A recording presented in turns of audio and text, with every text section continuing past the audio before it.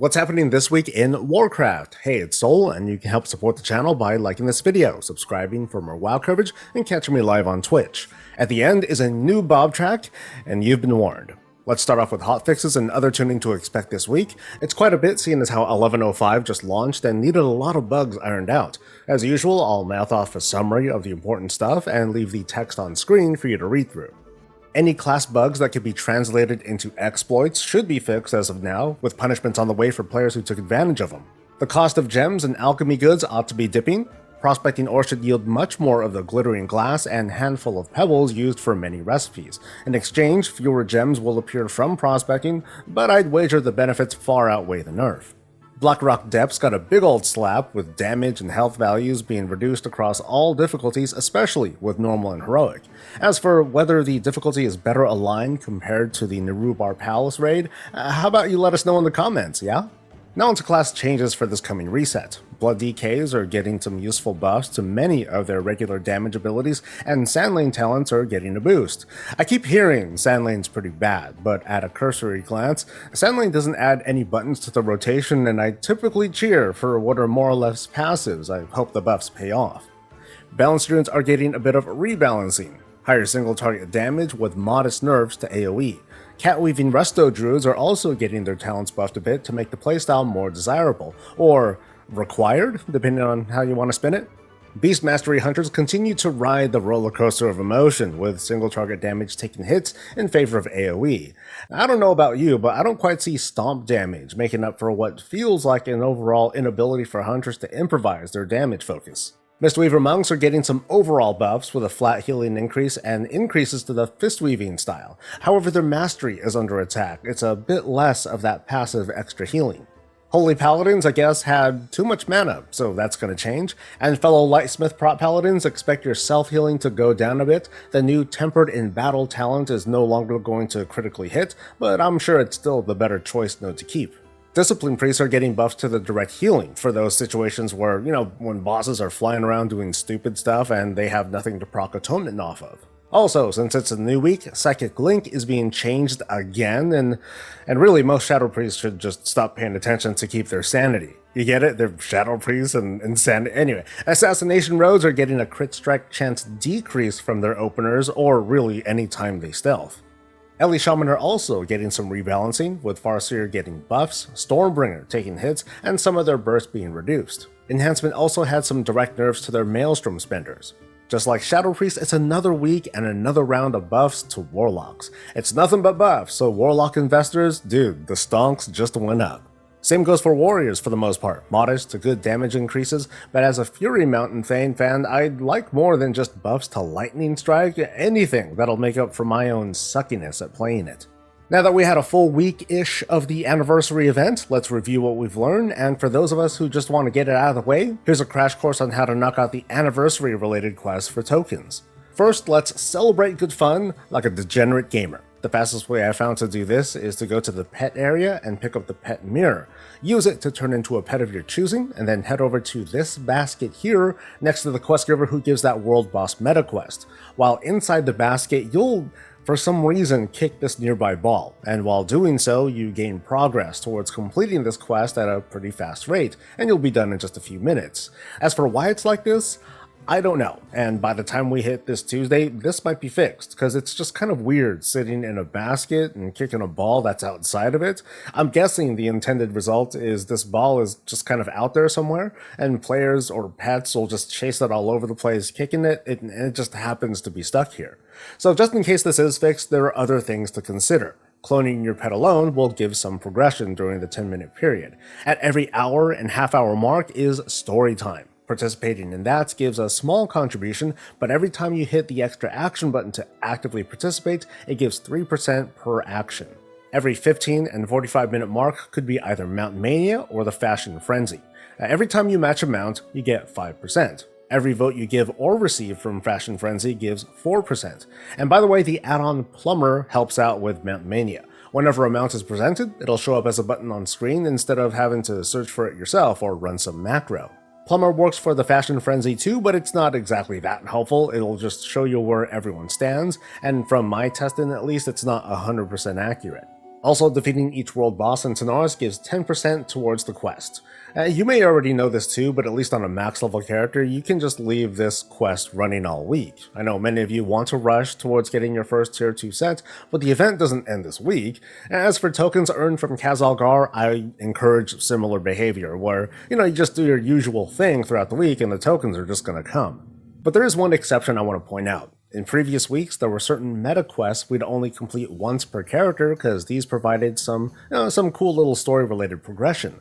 These can be done on alts for a few extra tokens, but these seem to be considered one-time tokens across the account. So if you're really trying to squeeze out tokens, check your alts. Starting sometime today, as in the publishing of this video, the guest relations portion of the anniversary event begins, which will have players helping out in what's hinted to be a Secrets of Azeroth style activity, as in finding random clues. We have no information on this outside of there being tokens being rewarded. No doubt people will be interested in this, and if there is a guide to be made for it, I'll produce one as soon as I can. People will start earning their tier 2 appearances starting as early as today, depending on how many tokens are given out during the guest relations activity. And of course, sometime this week, during the new reset, it may be possible to reach that 100 token milestone, when players can repeat the following activities here on screen and run them on multiple alts. The facts around these, with the whole token income and whatnot, they are a little shaky, but we will have more information once people start earning this achievement. Hallow's End is happening, and it runs until November 8th, presenting a unique opportunity for players interested in leveling. So here's what's up. There are new items added to the Hallow's End vendor that total around 400 candy. There's a full ensemble set that can be collected from the Headless Horseman encounter, and we gotta talk about this first really quick because it's very, very easy to get. All you need to do is defeat the boss and open the purple box at the end for a random piece. In this case, a piece from the ensemble is guaranteed to drop. It's also impossible to get a duplicate, and you can run this on alts, because as you can see, I'm already done, which is very cool. Reportedly, the purple box also drops even for low-level characters, so it'll be super easy to get the set with more opportunities to get other goodies like the Headless Horseman's mount or Arthas, not Rufus, you dork, but Arthas. Speaking of, I'm somewhat happy to report that the likes of Battle for Azeroth and Shadowlands raids are fully soloable, although there are possible issues that need to be resolved. In the N'Zoth fight in Nyalotha, Psychus, the ad who spawns in that tentacle phase, is not visible at all, and in the Kel'Thuzad fight, the ad inside the phylactery phase also isn't visible. The only way to attack either of these NPCs is via AoE that doesn't require a target, so abilities like Blizzard or Divine Storm, Rain of Fire, those sorts of things will work. So it's fully soloable, yeah, but it's bugged, and once those bugs are fixed, it's going to be free reign on those raid clears. Anyway, back to the holiday stuff, one will need 400 candy to get the new items, and candy is not warbound, although it's not like it would help much anyway. But here's an idea that I tried. Maybe you can try it too, so you can level in Earthen easily while collecting candy. So here's what you do. First, of course, make an Earthen, then head down to Tanaris to pick up the 10% anniversary buff. Then drop by Stormwind or Undercity to pick up another 10% Hallow's End buff, the passive anniversary buff for another 10%, and hopefully the max warband mentoring buff of 25%, you'll have 55% increased experience gains for the next 2 hours. Then you just need to fly around and get candy. I suggest doing the continents in chronological order, as in from one expansion to the next. And while flying, don't be shy about revealing as much of the map as you can get away with. Now what's happening here is as an Earthen you get a huge boost to the experience you get when discovering new locations. This is multiplied by these holiday buffs. Every bucket of candy quest you complete will give you experience roughly double what you would get from discovering locations, so don't be surprised if you gain about a level per zone while collecting this candy, more if you keep flying around a bit to unlock the other nearby locations. I didn't do a perfect measurement of my run or my fly-through, and later I went through other zones just for the heck of it, but I easily got to level 50 on my Earthen to unlock the Heritage set, and I easily passed level 70, which is very awkward, 10 item level and like level 73 character, it's a bit wild. Honestly though, my focus was on just collecting candy. You can get more than enough to buy all 4 of the new items, and you get an easy level 70-ish character out of it. There are also other XP boosts, but again, I was just focused on the candy, but I'm sure with those you'll be able to get maybe another level or so. I just wouldn't worry about it too much because levels beyond 70, they take a lot more XP than what these little bonuses can provide. While we're at it, the Day of the Dead happens this Friday, so show up and see if there's any goodies, and it also happens to be, obviously, the first day of the November trading post. We already know that the Warcraft 3 back pieces are going to be included, and that the class set ensembles and arsenals will return, but that's about it. There's no word on extra tender or what's coming at the end of the month. If it's not the back pieces, we don't know nothing. But stay tuned right here. I always try to pump out a preview with pictures as soon as the article drops, because that does not provide all the pictures. Thanks, Blizz. In other events, arena skirmishes are the thing this week, and Arathi Blizzard is the brawl. They offer a modest amount of anniversary tokens if PvP is in your wheelhouse, otherwise it's nothing to sweat over until later. And over in Mythic Plus World, it's a tyrannical fortified week, and we can expect either Voidbound or Devour in our near future. I'm curious to know how the KSM bracket of key levels are doing, because it's not going to be long until I step foot into some of what you've been calling a dystopian hellscape. It sounds fun, but I'd like to hear your folks' input. This week should be a hoot with ongoing promotions and a new snack promo featuring some very, very cool rewards. I'm kind of on the fence on whether I want to be one of those people who are willing to get codes for international players. I'm not too sure where we land on the legalities or the ethics of it, and I don't know how these work anyway, but we'll get details soon.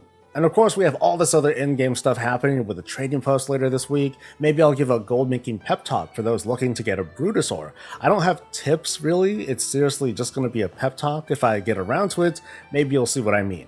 So that's going to be a wrap, and if you don't mind, like this video, subscribe for more coverage, catch me live, and I'll catch you later. Let's give it up for Bob to close us out. Stay safe, stay healthy, and stay breezy. Brutosaur, that costs way too much. To show Blizz we love them both. Brutosaur, show off to your friends at a price that you'll defend. Brutosaur, that costs way too much. The privileged few, our tokens will pull us through. That's for me and gold's for you. Brutosaur.